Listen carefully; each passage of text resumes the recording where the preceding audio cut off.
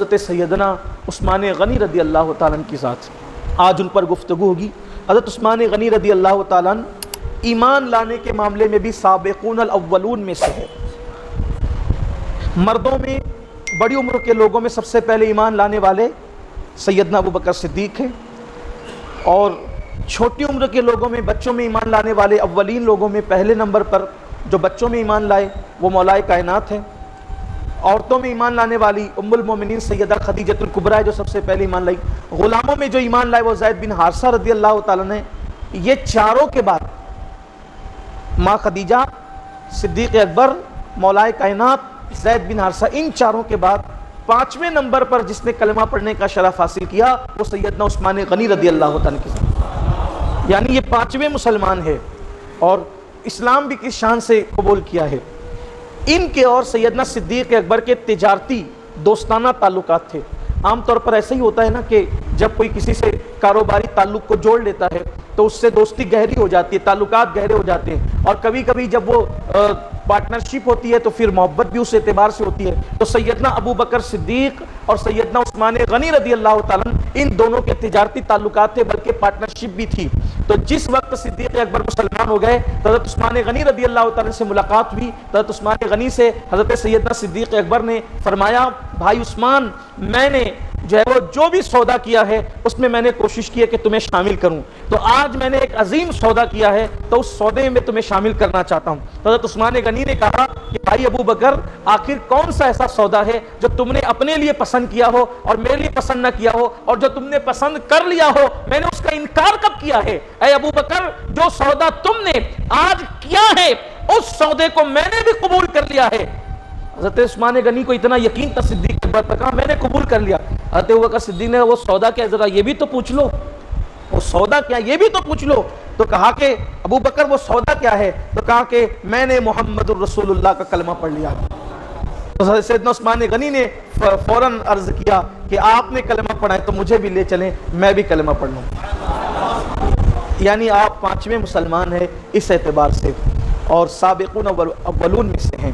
پھر دوسری خصوصیت آپ کی کہ سب سے پہلے بیوی کو ساتھ لے کر جس کو ہجرت کرنے کا اس امت میں شرف حاصل ہوا، سب سے پہلے وہ سیدنا عثمان غنی رضی اللہ تعالیٰ کی ذات، کیونکہ ہجرت جو ہے وہ 3 مرتبہ ہوئی۔ 2 مرتبہ حبشہ کی ہجرت ہوئی، کیونکہ ایک پہلے قافلہ گیا، پھر اس کے بعد ایک دوسرا قافلہ گیا، اور پھر اس کے بعد مدینہ منورہ ہجرت ہوئی۔ تو پہلے قافلے میں اپنی بیوی کو ساتھ لے کر ہجرت کرنے والی ذات سیدنا عثمان غنی رضی اللہ تعالیٰ کی ذات ہے۔ اسی لیے اللہ کے رسول علیہ السلام نے فرمایا، اللہ عثمان پر رحم فرمائے، اللہ عثمان پر رحم فرمائے کہ لوط علیہ السلام کے بعد بیوی کو ساتھ لے کر ہجرت کرنے کا شرف اللہ تبارک و تعالیٰ نے ان کے بعد اگر کسی کو عطا فرمایا تو وہ عثمان ذو النورین کو عطا فرمایا۔ حالانکہ اس وقت تک آپ کا لقب ذو النورین نہیں پڑا تھا، لیکن میں آپ کو عرض کر رہا ہوں اس لیے کہ اس وقت آپ کے نکاح میں حضور اکرم صلی اللہ علیہ وآلہ وسلم کی بڑی چہیتی بیٹی جناب سیدہ رقیہ رضی اللہ تعالیٰ عنہ و سلام اللہ علیہا آپ کے نکاح میں تھی۔ آپ نے جب حبشہ کی طرف ہجرت کی تو حضرت رقیہ کے ساتھ ہجرت کی۔ حضرت عثمان غنی رضی اللہ تعالیٰ عنہ کے ساتھ پہلی مرتبہ جو نکاح آپ کا ہوا تو وہ حضرت رقیہ بنت محمد روح فدا صلی اللہ علیہ وآلہ وسلم حضور علیہ السلام کی بیٹی سیدہ رقیہ کے ساتھ حضرت عثمان غنی کا نکاح ہو۔ اب یہ نکاح کی وجہ بہت جو ہے وہ تفصیل طلب ہے، اس کی طرف نہیں جاتا، صرف اتنا بتانا چاہتا ہوں کہ حضرت عثمان غنی رضی اللہ تعالیٰ اوپر نسب میں جا کر حضور اکرم صلی اللہ علیہ وسلم کا سلسلہ نسب اور جو ہے وہ حضرت عثمان غنی کا سلسلہ نسب اوپر جا کر کے مل جاتا ہے، لیکن اس رشتے سے، ننیالی رشتے سے حضرت عثمان غنی رضی اللہ تعالیٰ بڑے قریبی لگتے ہیں حضور علیہ السلام کے، یعنی اللہ کے رسول صلی اللہ علیہ وآلہ وسلم کے بھانجے لگتے ہیں۔ حضرت عثمان غنی حضور علیہ السلام کے رشتے میں بھانجے لگتے ہیں، کیونکہ حضرت عثمان غنی رضی اللہ تعالیٰ عنہ کی جو نانی تھی ام الحکیم، یہ حضرت عبد المطلب کی بیٹی تھی، اور ام حکیم عبد المطلب کی ایسی بیٹی تھی جو حضور کے والد حضرت عبداللہ کے ساتھ جڑوا پیدا ہوئی تھی، یعنی حضور علیہ السلام کے والد بزرگوار حضرت سیدنا عبداللہ کے ساتھ یہ جڑوا پیدا ہوئی تھی ام حکیم البیضا. تو یہ ان کی ولادت، چونکہ یہ حضور علیہ السلام کی گویا کہ سگی پھوپھی تھی، اور ام حکیم کی جو بیٹی تھی وہ حضرت عثمان غنی کی والدہ تھی. تو اس طریقے سے یہ پھوپھی بھی حضرت حضور علیہ السلام کی، اور پھر یعنی عثمان غنی کی نانی حضور علیہ السلام کی سگی پھوپھی ام حکیم، اور ام حکیم کی بیٹی یہ پھوپھی ذات بہن ہوئی کس کی؟ اللہ کے رسول علیہ السلام کی. اس طرح سے حضرت سیدنا عثمان غنی پھوپھی ذات بہن کے بیٹے یعنی آپ صلی اللہ علیہ وآلہ وسلم کے بھانجے ہوتے ہیں. اتنا قریبی رشتہ ہے سیدنا عثمان ذو النورین عثمان غنی رضی اللہ تعالیٰ عنہ کا. تو حضور علیہ السلام نے اپنی بیٹی حضرت رقیہ کا نکاح حضرت عثمان غنی کے ساتھ کیا، اور بہت خوبصورت تھے حضرت عثمان غنی. ابن عساکر لکھتے ہیں کہ صحابہ کرام فرماتے ہیں کہ مردوں میں حضور اکرم صلی اللہ علیہ وآلہ وسلم کے بعد جماعت صحابہ میں، صحابہ کی جماعت میں حضور اکرم صلی اللہ علیہ وآلہ وسلم کے بعد حضرت عثمان غنی کا حسن بڑا مشہور تھا.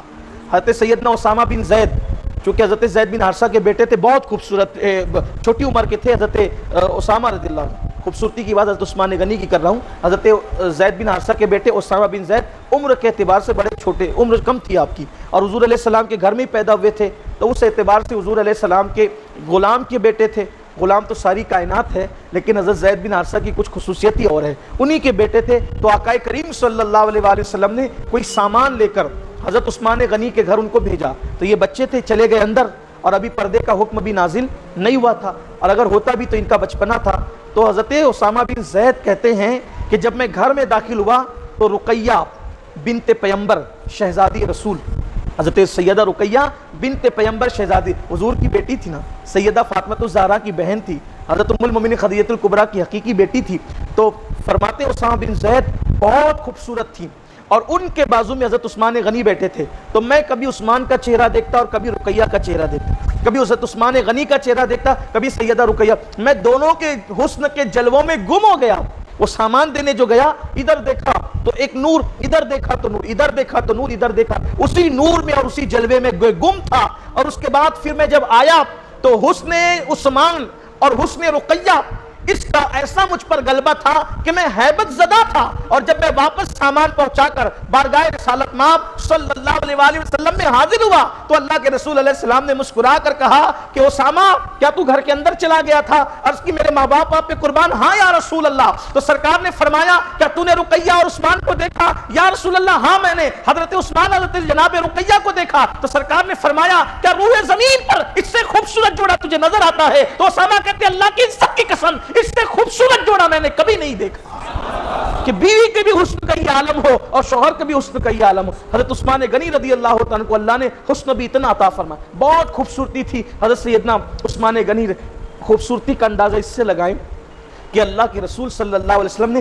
اکثر فرمایا کہ عثمان تو اور میں، اللہ کے رسول علیہ السلام کیا فرماتے ہیں؟ عثمان تو اور میں اپنے دادا ابراہیم علیہ السلام سے چہرے کے معاملے میں بہت زیادہ مشابہت رکھتے ہیں. اسی لیے صحابہ فرماتے ہیں کہ سیدنا عثمان غنی کا چہرہ حضرت ابراہیم خلیل اللہ سے اور حضور علیہ السلام کے چہرے سے بہت زیادہ مشابہت رکھتا تھا. اب آپ بتائیں کہ جسے شباہت کا صدقہ ملا ہو تو پھر آپ اس کو کون بیان کر سکتا ہے؟ یہ سیدنا عثمان غنی رضی اللہ تعالی عنہ کی ذات ہے. تو آپ کا حسن یہ تھا. اور پھر آقا کریم رؤوف الرحیم صلی اللہ علیہ وآلہ وسلم کی جب پہلی شہزادی یعنی جناب رقیہ کا جب انتقال ہو گیا، حضرت رقیہ کا وصال اس وقت ہوا جب بدر کی جنگ فتح ہوئی اور حضور علیہ الصلوۃ والتسلیم کا منادی فتح کی خبر لے کر کے آیا. تو اس وقت جنت البقیع کے اندر حضرت سیدہ رقیہ سلام اللہ علیہا کی تدفین ہو رہی تھی. حضرت رقیہ کے وصال کے بعد پھر حضور اکرم صلی اللہ علیہ وآلہ وسلم نے اپنی دوسری شہزادی حضرت سیدہ ام کلثوم رضی اللہ تعالیٰ عنہ کا نکاح حضرت عثمان غنی رضی اللہ تعالیٰ عنہ کے ساتھ کر دیا. جب حضرت ام کلثوم کا بھی انتقال ہو گیا، کبھی وصال ہو گیا، تو حضور علیہ السلام نے فرمایا، اس کے راوی مولائے کائنات شیر خدا علی مرتضیٰ کرم اللہ تعالیٰ وجہ الکریم ہے کہ جب حضرت ام کلثوم کا وصال ہو گیا تو آقا علیہ السلام نے فرمایا اگر میرے گھر میں 40 بیٹیاں ہوتی اور ایک کے بعد ایک انتقال کرتی جاتی تو ایک کے بعد ایک میں عثمان غنی کے نکاح میں ان کو دیتا چلا جاتا، حتیٰ کہ ایک بھی میرے پاس باقی نہ رہتی۔ یہ حضور اکرم صلی اللہ علیہ وسلم کا فرمان کتنی بڑی بات ہے۔ میں کہتا ہوں کہ اگر سیدنا عثمان غنی رضی اللہ تعالیٰ عنہ کی کوئی اور فضیلت بیان نہ بھی کی جائے کہ یہ کہ خاتم الانبیاء، سید الانبیاء، قائد المرسلین، سید العالمین، طٰہٰ و یاسین، اللہ کے حبیب صلی اللہ علیہ وآلہ وسلم فرمائیں کہ اگر میرے گھر میں 40 بیٹیاں ہوتی، ام کلثوم کے وصال کے موقع پہ فرمایا کہ اگر میرے گھر میں 40 بیٹیاں ہوتی اور یکے بعد دیگرے ان کا انتقال ہوتا جاتا تو میں یکے بعد دیگرے ان کو عثمان غنی کے نکاح میں دیتا چلا جاتا، حتیٰ کہ 40 کے 40 بیٹیاں ایک کے بعد دوسری کو دے دیتا۔ یہ حضرت عثمان غنی کی فضیلت۔ اور فضائل عثمان غنی رضی اللہ تعالیٰ میں یہ بات بھی ہے کہ حضرت آدم علیہ السلام کے دور سے لے کر حضور علیہ السلام کے ظاہری دور تک کسی مرد کو یہ شرف حاصل نہیں ہوا کہ ایک نبی کی 2 بیٹیاں کسی کے نکاح میں ہو۔ یہ شرف اللہ تبارک و تعالیٰ نے حضرت سیدنا عثمان غنی رضی اللہ تعالیٰ عنہ کو عطا فرمایا۔ حضرت سیدنا عثمان غنی رضی اللہ تعالیٰ، جیسے کہ حضور پاک صلی اللہ علیہ وسلم کے صحابہ کرام میں ہر ایک کی خصوصیت الگ الگ ہے۔ گلستان مصطفیٰ صلی اللہ علیہ وآلہ وسلم کے ہر پھول کی خوشبو الگ ہے۔ جیسے سیدنا صدیق اکبر کو دیکھیں تو عشق رسول اور صداقت، فاروق اعظم کو دیکھیں عشق رسول اور عدالت، عثمان غنی کو دیکھیں عشق رسول اور سخاوت، مولائے کائنات کو دیکھیں عشق رسول اور شجاعت، حضرت سیدنا ابو ہریرہ کو دیکھیں عشق رسول اور علم، اسی طریقے سے عبداللہ ابن مسعود کو دیکھیں عشق رسول اور علم تفقہ، اسی طریقے سے عبداللہ ابن عباس کو دیکھیں عشق رسول اور علم القرآن، اسی طرح سے خالد بن ولید کو دیکھیں عشق رسول اور جذبہ جہاد، اسی طرح سے جو ہے اور بھی اصحاب رسول کی زندگی، حضرت امین الامہ ابو عبیدہ ابن الجراح کو دیکھیں، حضرت سیدنا عبد الرحمن ابن عوف کو دیکھیں، ایک سے بڑھ کر ایک شان والے حضور کے صحابی، لیکن سب کی خصوصیات جدا جدا، حضور علیہ السلام نے سب کو الگ الگ شانیں عطا فرمائیں۔ تو حضرت سیدنا عثمان غنی رضی اللہ تبارک و تعالیٰ کی شان خاص طور پر یہ تھی کہ آپ کو اللہ تعالیٰ نے جذبہ سخاوت سے بہت نوازا تھا۔ لوگ کہتے ہیں جس کے پاس مال اور دولت ہے وہ مال دولت اچھی چیز نہیں، یہ فکر غلط ہے۔ یہ فکر غلط ہے کہ مال اور دولت اچھی چیز نہیں۔ دیکھیے، مال اور دولت بری چیز نہیں ہے اگر اس کی محبت نہ ہو اور اچھی نیت کے ساتھ ہو۔ اگر دولت نہیں ہوگی تو مسجد میں چندہ کیسے دیں گے؟ دولت نہیں ہوگی کنواں کیسے کھدوائیں گے؟ نیک کام بہت سارے ہیں جو صرف دولت کی وجہ سے ہوتے ہیں۔ بے شمار لوگ قربانی کرنا چاہتے ہوں گے لیکن اسی لیے قربانی نہیں کیا کہ مال نہیں ہے۔ مال برا نہیں ہے، مال کی ہوس بری چیز ہے، مال کی حرص بری چیز ہے، مال کی محبت بری چیز ہے۔ سیدنا ابوبکر صدیق دعا کرتے تھے، اے اللہ مجھ پر دنیا کشادہ کر دے، یعنی مجھے بہت مال عطا فرما، دنیا کشادہ کر دے اور اس سے مجھے بے رغبت فرما دے۔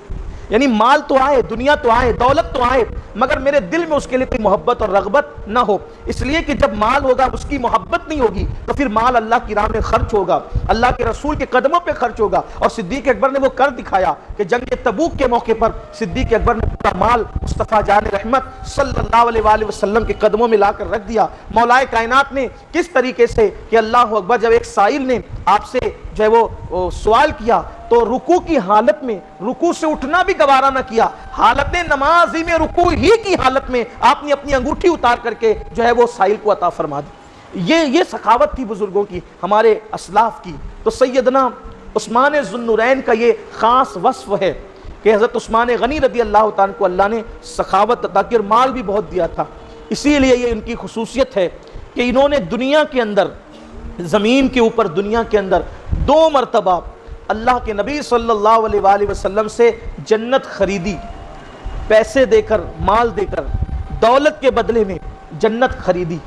اب میں اسی پہ گفتگو مکمل کروں گا، اس لیے کہ میرے بیان کے بعد تعزیتی نشست بھی ہے، اس کی کارروائی بھی ہوگی، تو میں بات اب مکمل کروں گا، بات سمیٹوں گا، پھر انشاءاللہ اللہ نے چاہا تو اب دعا کریں کہ یہ سلسلہ جاری رہے اور آئندہ ہفتے ہم انشاءاللہ خلیفہ دوم، امیر المومنین، غیظ المنافقین، امام المجاہدین، امام المشاہدین سیدنا عمر ابن خطاب رضی اللہ تعالیٰ کا ذکر کریں گے۔ فاتح ایران و روم سیدنا عمر ابن خطاب کا ذکر ہوگا اور اللہ نے چاہا تو پھر وہ ذکر بہت تفصیل سے ہوگا انشاءاللہ۔ تو 2 باتیں، ایک تو یہ کہ سیدنا عثمان غنی نے 2 مرتبہ جنت خریدی اور مال دے کر جنت خریدی۔ آپ غور کریں جنت خریدی کس سے؟ جنت 2 مرتبہ خریدی، مگر خریدی کس سے؟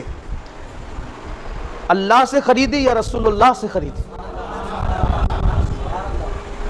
حالانکہ ہم تو اپنے نبی کو خدا تو نہیں مانتے، مگر خدا سے جدا نہیں مانتے، مگر وہ لوگ جو توحید کے نام پہ تفریق کرتے ہیں، حد یہ ہے کہ اسلام توحید کا مذہب ہے، تفریق کا مذہب نہیں ہے، کیونکہ قرآن مقدس میں اللہ تبارک و تعالیٰ نے یہودیوں کی یہ پہچان بیان فرمائی کہ وہ اللہ سے اس کے رسولوں کی جدائی چاہتے ہیں، اللہ سے اس کے رسولوں کی جدائی چاہتے ہیں، اور ہم جدائی نہیں چاہتے، اس لیے کہ جب وہ توحید والا جدا کرنا پسند نہیں کرتا تو پھر ہم کیوں جدائی چاہے؟ کیونکہ شیطانی توحید یہی تھی کہ آدم علیہ السلام کو اور اللہ تبارک و تعالیٰ کو جو ہے وہ اللہ اکبر شیطان نے الگ الگ کرنے کی کوشش کی، حالانکہ اللہ تبارک و تعالیٰ اپنے اس بندے کو اپنے سے الگ نہیں کرنا چاہتا تھا، اور اللہ تبارک و تعالیٰ نے انبیاء کو اپنے سے الگ بیان نہیں کیا۔ معاذ اللہ یہ نہیں کہ خدا بندہ ہو جائے یا بندہ خدا ہو جائے، یہ ہرگز نہیں ہے، لیکن اللہ جب محبت کا رشتہ اپنے انبیاء کرام سے جوڑے ہوئے ہیں تو یہ تفریق کرنے کا سلسلہ یا تو شیطانی ہے یا تو یہود و نصارہ کا طریقہ ہے۔ اللہ اکبر، یہ توحید شیطانی توحید ہے۔ رحمانی توحید یہ ہے کہ جو اللہ پر ایمان لایا وہ اللہ تبارک و تعالیٰ کے انبیاء کو بھی ویسا ہی مانتا ہے جیسے وہ اللہ پر ایمان لایا ہے، جیسے وہ اللہ پر ایمان لایا ہے ویسے ہی وہ اللہ کے نبیوں پر بھی ایمان لائے، کیونکہ جیسے اللہ کا منکر کافر ہے ویسے نبیوں کا منکر بھی کافر ہے۔ تو قرآن کہتا ہے کہ یہ یہودی تو اللہ سے اس کے رسولوں کی جدائی چاہتے ہیں، لیکن یہ جدائی والا مذہب نہیں، تفریق توحید والا مذہب ہے، تفریق والا مذہب نہیں۔ دیکھو اور نبیوں کے انبیاء کرام کے بارے میں کہا کہ یہ تفریق چاہتے ہیں، لیکن سید الانبیاء جن کے ذکر کو جنت میں بھی اپنے ذکر کے ساتھ جوڑا، حوران جنت کی پیشانی پر اپنے نام کے ساتھ محبوب کا نام لکھا، حالانکہ سب نبیوں کے ذکر کو اللہ نے بلند فرمایا جیسا کہ ان انبیاء کرام کو بلند کرنا چاہا، لیکن سید الانبیاء کو وَرَفَعْنَا لَكَ ذِكْرَكَ اس کی تفسیر میں آتا ہے کہ محبوب جہاں میرا ذکر ہوگا وہاں تیرا ذکر ہوگا، اور وہ ذکر قبول ہی نہیں کیا جائے گا جہاں تیرے ذکر کے بغیر میرا ذکر کیا جائے۔ واللہ ذکر حق نہیں، کنجی امام اہل سنت کہتے ہیں نا، ذکر خدا جو ان سے جدا چاہو ظالموں، واللہ ذکر حق نہیں، کنجی سقر کی جہنم کی کنجی بن جائے۔ اذان میں اشہد واللہ الہ الا اللہ کہلوایا تو اس کے فوراً بعد اشہد ان محمد رسول اللہ بھی کہلوایا، محبوب کا ذکر لایا۔ نماز میں ثنا پڑھوائی، فاتحہ پڑھوائی، تلاوت کروائی، رکوع میں سجود میں تسبیحاں کروائی، تو پھر اینڈ پر اس وقت تک نماز مکمل نہیں کرنے کا حکم دیا، اس وقت تک کہ جب تک محبوب پر السلام علیکہ ایھا النبی سلام کی تحیت نہ پیش کر لی جائے۔ اس طریقے سے اور تفصیل آپ سب جانتے ہیں۔ عرش پر اپنے نام کے ساتھ محبوب کا نام لکھا، تو جدائی والا مذہب نہیں، تفریق والا مذہب۔ توحید اسی کی مکمل ہے جو رسالت کے ذریعے سے توحید پر ایمان لایا۔ ایک تفصیلی موضوع ہے، الگ عنوان ہے، لیکن عثمان غنی نے جنت خریدی کس سے؟ حالانکہ ہم تفریق نہیں کرتے، لیکن بظاہر خریدی کس سے؟ محبوب صلی اللہ علیہ وسلم سے، اور حضور نے بیچا، اللہ کے رسول علیہ السلام نے بیچا۔ اور آپ جانتے ہیں کہ مسئلہ ہے کہ جو جس چیز کا مالک نہیں وہ اس چیز کو بیچ نہیں سکتا۔ یہ مائک میرے آگے لگایا گیا، گھنٹوں استعمال کر لوں، لیکن اگر کوئی کہے کتنے میں دو گے تو کہا میں نہیں دے سکتا۔ کیوں نہیں دے سکتا؟ اس لیے کہ مجھے استعمال کے لیے دیا ہے، مجھے مالک نہیں بنایا ہے۔ بلکہ ہمارے بزرگوں کی تو احتیاط اتنی تھی کہ وہ کسی کے گھر دعوت میں جاتے تھے تو اپنے ہاتھ سے دوسرے کو کھانا کھلانے والے کو ٹوک دیتے تھے کہ بھئی تجھے دعوت، تجھے کھانے کے لیے بلایا ہے، تو اس کا مالک نہیں ہے، تو اسے کیا کھلا رہا ہے۔ یہ ان کی بہت اعلیٰ درجے کی احتیاط تھی، میں اس کو کوئی حرام اور ناجائز کہنے نہیں بیٹھا، لیکن ان کی احتیاط تھی۔ اسی طریقے سے کھانا کھانے کے بعد دسترخوان کا بچا ہوا کھانا آپ میزبان کی اجازت کے بغیر جو ہے اپنے گھر نہیں لے جا سکتے، کیونکہ آپ کو کھانے کی دعوت دی ہے، کھانے کا مالک نہیں بنایا کہ آپ لے کر بھی جائیں بغیر اجازت۔ یہ اور بات ہے کہ کچھ لوگوں کی عادت ہوتی ہے، ابھی کیا حالات نہیں پتہ، خاص طور پہ عورتوں میں یہ حالات سننے کو ملتے ہیں کہ عورتیں اگر شادی میں جاتی ہیں تو ساتھ میں تھیلی یا کمنڈل بھی لے کر جاتی، کھانا کھائے گی بھی اور پیٹ سے آدھا آدھا کمنڈل اور برتن بھرتی بھی رہے گی، اور بعد میں وہ دوپٹے میں یا برقعے میں چھپا کر لے بھی جائے گی۔ یہ چوری ہے، یہ حرام ہے۔ آپ کو کھانے کی دعوت ملی تھی، لے جانے کی دعوت، ہاں لے جانا ہے تو آپ کو میزبان سے پوچھنا چاہیے۔ ابھی ممکن ہے کہ اللہ نے جو ہے وہ لوگوں کو تعلیم کے زیور سے آشنا فرما دیا تو لوگ سدھر گئے ہوں گے، لیکن ایسا مجھے پتہ ہے، اس کا علم مجھے ہے کہ لوگ ایسا کرتے ہیں۔ اسی لیے بہت ساری شادیوں میں چرا کر کھانا لے جانے والوں کی وجہ سے کھانا کم بھی پڑ جاتا ہے۔ یعنی اب بھی لوگوں کے اندر یہ چیزیں ہیں اور بہت افسوس کی بات ہے۔ ایک ایک دانے پر اللہ پوچھے گا، سوال فرمائے گا، اور یہ ناجائز گناہ ہے۔ اور کچھ لوگ تو ایسا کرتے ہیں کہ وہ بغیر دعوت کے آ کے گھس کے کھا جاتے ہیں۔ اللہ کے رسول صلی اللہ علیہ وآلہ وسلم نے فرمایا کہ گھس کے کھانے والا ایسا ہے کہ داخل ہوا تو چور کی طرح اور جب کھا کے نکلا تو ڈاکو کی طرح۔ وہ کہتے ہیں ہمیں کیا دعوت کی ضرورت ہے، بس جہاں منڈپ دیکھا چلے گئے۔ تو اسلام اس کی اجازت نہیں دیتا۔ اور کچھ لوگ تو ایسے بھی ہیں کہ دعوت ایک آدمی کی ہوگی تو وہ ساتھ میں سپلیمنٹ لے کر کے چلتے ہیں، چھوٹا سا بچہ کوئی ساتھ میں وہ لے کر، اس کی بھی اجازت نہیں اگر جب تک میزبان اجازت نہ دے۔ ان چیزوں کو سیکھنا ہوگا۔ بچے بولتے چلو کوئی دعوت ہو، گھر میں کوئی نجی طور پر دعوت دے تو، شادی بیاہ کی دعوت ہو یا کوئی دعوت، ایک آدمی کی دعوت ہو تو ایک ہی جائے، دو کی ہو تو دو ہی جائے، تین کی ہو تو بچہ بھی آپ ساتھ نہ لے جائیں۔ یہ احتیاط والی بات ہے۔ اور اگر آپ کو لے جانا ہے تو پہلے آپ اس سے اجازت طلب کریں۔ ممکن ہے اس نے اتنے لوگوں کا کھانا بنایا ہوگا، اگر ایسی 4-5 لوگ 10-20 لوگ ایک ایک بچہ ساتھ لے جائے۔ اچھا کچھ لوگ کی عادت ہوتی، دعوت اس کو دی ہوتی تو وہ اپنے دوستوں کو بھی کہتے چل یار میرے ساتھ چل کے کھا لے۔ ارے تجھے دعوت کھانے کے لیے دی گئی تھی، بلانے کی دعوت تو نہیں دی گئی۔ بہرحال یہ بات دور نہ نکلے تم، یہ اصلاح کی باتیں، اور ہمارا مقصد اصلاح ہے۔ کبھی کبھی ہم کسی چیز کو بہت چھوٹی سمجھتے ہیں، کسی چیز کو ہم بہت چھوٹی سمجھتے ہیں، لیکن وہ چیز بہت بڑی ہوتی ہے۔ ایک مرتبہ حضور سیدی مفتی اعظمین رحمۃ اللہ تعالی علیہ دعوت میں شریک تھے، تو ایک صاحب جو ہے وہ روٹی کو سالن میں بھگو کر، جس کو سرید کہتے ہیں، ٹکڑے ڈال کر چور کر کھانے لگے۔ تو آپ نے فرمایا کیا تم نے میزبان سے اجازت لی اس کی؟ اس لیے کہ جب آپ روٹی کو بھگو کر کھاتے ہیں تو سالن کم استعمال ہوتا ہے، اور جب آپ چور کر کے کھاتے ہیں تو سالن زیادہ استعمال ہوتا ہے۔ تو فرمایا کیا تم نے اس کی اجازت دی؟ کہ ہو سکتا ہے کہ اس نے اس اعتبار سے پکایا ہو کہ آپ ڈبو کر کھائیں گے اور آپ چور کر کھا رہے تو سالن کا استعمال زیادہ ہوگا، تو دوسروں کے لیے کم نہ پڑ جائے، اس کو شرمندگی ہوگی۔ یہ ہمارے بزرگوں کی احتیاطیں تھیں۔ ایک مرتبہ حضور سیدی مفتی اعظم ہی کا واقعہ ہے کہ ایک صاحب جو ہے وہ کھانے کے لیے مدعو تھے، انہوں نے سیدھا اٹھایا اور اٹھا کر کے آپ کی پلیٹ میں ڈالا، تو فرمایا کہ کیا میزبان سے اجازت لی؟ تمہیں کھانے کے لیے بلایا ہے، کھانا تقسیم کرنے کے لیے نہیں بلایا کہ تم اپنے ہاتھ سے بانٹو، آپ پہلے اجازت لو کہ کیا کھلا سکتا ہوں۔ یہ احتیاطیں تھیں ہمارے بزرگوں۔ حالانکہ اس پہ میں کوئی حکم نہیں لگا رہا ہوں، مگر آپ سوچے تو صحیح، کہاں وہ احتیاطیں، کہاں وہ احتیاطیں اور کہاں یہ بے احتیاطیاں۔ ہم بہت ہلکا سمجھتے ہیں، چلے بچے کو لے کر کے نکل گئے، دوستوں کو بلا لیا۔ اچھا یہ بھی مجھے پتا چلا ہے، پتہ نہیں کہاں تک صحیح، لیکن لوگوں نے بتایا ہے، بعض لوگوں کی عادت یہ بن گئی ہے کہ اگر ایک گھر میں دعوت آئی گھر بھر کی تو وہ چچا بابا کو بھی کہہ دیتے کہ ذرا وہ فلاں کے یہاں کی دعوت ہے تم لوگ بھی آ جانا۔ اس نے تو جوڑا تھا آپ ہی کو کہ گھر کے ممبران کو، اب وہ الگ رہتا ہے بھیا، وہ الگ رہتا ہے چچا، پھر وہ بیٹی الگ رہتی ہے، وہ سب کو یہ ناجائز ہے، نہیں کر سکتے آپ ایسے۔ دعوت تو صرف آپ کی تھی، آپ کو پورا گاؤں جمع کرنے کی اجازت کس نے دی؟ یہ اس کی طرف بھی توجہ ہونی چاہیے۔ ہمارا مذہب صرف نماز روزے کا مذہب نہیں ہے۔ میں یہ یہاں مالیگاؤں کے تناظر میں بات کر رہا ہوں، ممکن ہے کہ دوسرے علاقوں کی بات الگ ہو، لیکن یہاں کے تناظر میں یہ بات جو مجھے پتہ چلی ہے، اللہ کرے کیونکہ شادیوں میں میری شرکت اب کم ہوتی ہے تو ہو سکتا ہے شاید اس کی اصلاح ہو گئی ہو اور میں جو وہ بات کی تکرار کر رہا ہوں، ایسا بھی ہو سکتا ہے، آپ برا نہیں مانیں کہ آپ جو بات ختم ہو گئی اس کا ذکر کریں، چونکہ مجھے اس کا علم ہے، ہو سکتا ہے اللہ کرے ختم ہو جائے، اللہ ہمیں توفیق دے، ہماری قوم کو توفیق دے کہ ہم دوسروں کا خیال کریں، دوسروں کا لحاظ کریں۔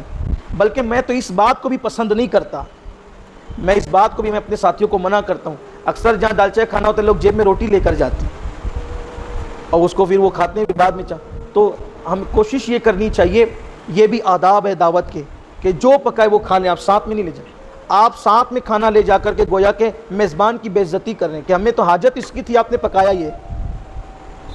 یہ ایک زبانی نہیں بلکہ ایک عملی طور پر یہ گفتگو ہے. اس کو بھی میں کوئی حکمیہ طور پر یا کوئی حکم بیان نہیں کر رہا ہوں, یہ آداب بیان کر رہا ہوں. لوگوں کا دل کا خیال رکھنا چاہیے. آپ کو نہیں پسند ہے تو آپ تھوڑا سا کھا لیں, گھر جا کے آپ روٹی کھا لیں, لیکن یہ جو جیب میں لے کر کے جاتے ہیں نا روٹیاں, میں منع کرتا ہوں لوگوں کو کہ نہ کیا. اگر کوئی لے آتا ہے تو پھر میں بے توجہی کرتا ہوں, اس لیے کہ تاکہ آئندہ کے لیے اس کے لیے احتیاط کا راستہ ہو جائے. میزبان کا خیال کرنا چاہیے. اور میں یہ بھی آپ سے عرض کرنا چاہتا ہوں, دعوت کی جہاں تک بات ہے تو اصل کھانا نہیں ہے, اصل میزبان کا دل رکھنے جانا ہے. یہ اصل چیز ہے. آپ کیا کھاتے ہیں یا کیا کھائیں گے یا نہیں کھائیں گے یہ نہیں ہے, وہاں جانے سے اس کا دل خوش کرنا ہے. یاد رکھیے, اس لیے کہ قدرت کے نزدیک مسجد کی تعمیر سے بھی بڑی اگر کوئی نیکی ہے, مسجد کی تعمیر سے بڑی اگر کوئی نیکی ہے تو وہ مومن کا دل خوش کرنا ہے. بلکہ میاں محمد بخش ایک بہت بڑے صوفی شاعر گزرے ہیں, انہوں نے فرمایا, اس شعر کا مفہوم یہ ہے کہ مسجد شہید کرنے پر, مسجد شہید کرنے پر قدرت کو وہ اذیت نہیں ہوتی جتنا کسی مومن کا دل توڑنے پر قدرت کو اذیت ہوتی. یہ اپنے مذہب کی تعلیم ہے, یہ صوفیاء کی تعلیم ہے, یہ بزرگوں کی تعلیم ہے. تو میرے آقا صلی اللہ علیہ وسلم کے دیوانوں, بات دور چلی گئی. عرض یہ کر رہا تھا کہ جو مالک نہ ہو اسے بیچنے کا یا ہبا کرنے کا, تحفہ دینے کا اختیار نہیں ہوتا. اگر میں چاہوں کہ یہ کتاب اٹھا کر کسی کو تحفہ دے دوں, میں نہیں دے سکتا, کیونکہ یہ کتاب میری نہیں ہے. اور جو چیز میری نہ ہو میں اس کو کسی کو تحفتاً بھی نہیں دے سکتا, بیچ بھی نہیں سکتا. بیچی وہی چیز جا سکتی ہے جو ملکیت میں ہو. اور ایک اور بات, آئندہ ملکیت میں آئے گی, آج ملکیت میں نہیں ہے تو بھی نہیں بیچی جا سکتی. جیسے کہ میں کل آپ کو یہ اس کا مالک بنا دوں گا, آج آپ نہیں بیچ سکتے. تو اب جنت مصطفیٰ جان رحمت نے بیچی اور عثمان غنی نے خریدی, مطلب حضور کل مالک جنت نہیں بنیں گے بلکہ آج بھی وہ جنت کے مالک ہیں, اسی لیے تو عثمان غنی کو بیچ رہے ہیں. وہ تو نہایت سستا سودا بیچ رہے ہیں جنت کا, ہم مفلس کیا مول چکائیں, اپنا ہاتھ ہی خالی ہے.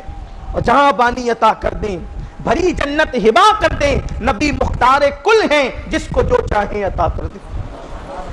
2 مرتبہ جنت بیچی عثمان غنی کو, لیکن عثمان غنی کو کیسے؟ ایک مرتبہ وہ اللہ کے رسول علیہ السلام نے فرمایا, آقا کریم صلی اللہ علیہ وآلہ وسلم فرماتے ہیں کہ جو شخص مسجد نبوی شریف کے ارد گرد کے جو مکانات ہیں اگر وہ خرید کر مجھے بیچ دے تاکہ مسجد کی توسیع ہو جائے, میں اس کو جنت دوں گا.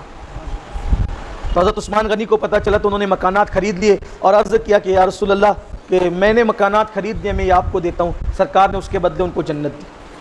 اور دوسری مرتبہ بیر روما کے موقع پر وہ جو یہودی کا کنواں تھا وہ نہیں دیتا تھا, سرکار نے فرمایا جو اس کو خریدے گا یا جو یہ دے گا اس کے بدلے ہم اس کو جنت بیچیں گے. اس طرح حضرت عثمان غنی رضی اللہ عنہ نے 2 مرتبہ جنت بیچی. اور تیسری مرتبہ تو ایسا کام کیا کہ اللہ کے رسول علیہ السلام نے کہا کہ آج کے بعد عثمان کوئی بھی عمل کرے, کچھ بھی کرے, وہ جنت ہی میں جائے گا. جب جنگ تبوک کا موقع تھا جس کو جیش اسرت کہتے ہیں, وہ تنگی کا دور, وہ تنگی کی فوج اور تنگی کے زمانے میں وہ جہاد پر تبوک پر جانا, جیش اسرت. اللہ کے رسول علیہ السلام نے فرمایا کہ کون ہے جو تبوک جانے والوں کے لیے چندہ پیش کرے. حضرت عثمان غنی نے کہا تھا یا رسول اللہ میں 100 اونٹ بھر کر, مال بھر کر آپ کی بارگاہ میں پیش کرتا ہوں. تو اللہ کے رسول علیہ السلام نے قبول کر لیا, دعا دی. پھر صحابہ سے مخاطب ہو کہ کون ہے دینے والا؟ تو حضور علیہ السلام سے پھر عثمان غنی نے کہا حضور میں 200 اونٹ دیتا ہوں بھر کر. پھر سرکار صلی اللہ علیہ وآلہ وسلم نے قبول فرمایا, دعا دی اور صحابہ سے کہا کون ہے تم میں دینے والا؟ تو عثمان غنی نے عرض کیا رسول اللہ میں 300 اونٹ دیتا ہوں اور اس کے ساتھ 1000 سونے کے سکے جس کو دینار کہا جاتا ہے, 1000 سونے کے سکے بھی دیتا ہوں. جب وہ اونٹ قطار میں کھڑے ہوئے اور سونے کے سکے لائے گئے تو حضور ان سکے کو یوں فرماتے تھے اور یوں کر کے مسکرا کے فرماتے تھے آج کے بعد عثمان کچھ بھی کرے وہ جنت ہی میں جائے. یہ سیدنا عثمان غنی رضی اللہ عنہ کی شان. اور ایسی ہستی میرے آقا علیہ السلام فرماتے ہیں عثمان وہ ہے جس سے فرشتے بھی حیا کرتے ہیں. اور ملائے اعلیٰ میں یعنی آسمانوں کی دنیا میں عثمان غنی کو فرشتے ذو النورین کے لقب سے یاد کرتے ہیں. دو نور والے کے لقب سے یاد کرتے ہیں۔ اللہ کے رسول علیہ الصلاۃ والتسلیم نے ایک دن فتنوں کا ذکر فرمایا کہ میرے بعد فتنے کا دور آئے گا اور فتنے بپا ہوں گے، اور پھر عثمان غنی بیٹھے تھے، ان کے کندھے پہ ہاتھ رکھ کے کہا اس فتنے کے اندر یہ شخص شہید کیا جائے گا اور یہ حق پر ہوگا۔ پھر فرمایا عثمان جب فتنے کا دور آئے اور لوگ تیری خلافت کی قمیص کو اتارنا چاہیں اس وقت تم شہادت کو گوارا کر لینا، لیکن فتنہ کرنے والوں کو جو ہے وہ موقع نہ دینا کہ وہ خلافت کی قمیص کو تار تار کرے۔ اور پھر سیدنا عثمان غنی رضی اللہ تعالیٰ عنہ کو 40 دن تک ان کے گھر میں محصور رکھ کر، کتنے دن تک؟ 40 دن تک، جس نے اتنی قربانیاں دی تھی، صرف غلط فہمیوں کی بنیاد پر ایک ماحول کریٹ کیا گیا اور بلوائی یعنی باغی گروہ بلوائیوں نے 3000 کی تعداد میں، اور بھی تعداد بتائی جاتی ہے، 3000 کی تعداد میں جو ہے وہ مدینہ منورہ میں جمع ہو کر باہر سے آ کر شورش کی، فتنہ بپا کیا، اور 40 دن تک حضرت عثمان غنی رضی اللہ تعالیٰ کے گھر کا محاصرہ کیا۔ جن دنوں گھر میں پانی تھا، کھانا تھا، وہ تو رہا، لیکن بعد میں جب پانی ختم ہو گیا عثمان غنی رضی اللہ تعالیٰ کے گھر میں پانی بھی پہنچانے نہ دیا، حتیٰ کہ حضرت سیدنا امام حسن اور امام حسین نے پانی پہنچانے کی کوشش کی تو ان کو بھی پانی لے جانے نہ دیا گیا، اور بھوکا پیاسا حضرت سیدنا عثمان غنی رضی اللہ تبارک و تعالیٰ عنہ کو شہید کر دیا گیا۔